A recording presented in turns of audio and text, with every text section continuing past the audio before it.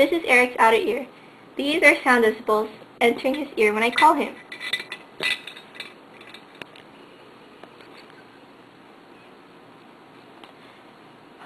They travel through his auditory canal.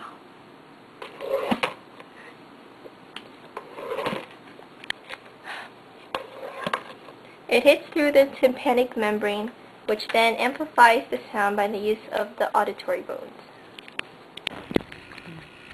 The hammer, the anvil, and the stirrup.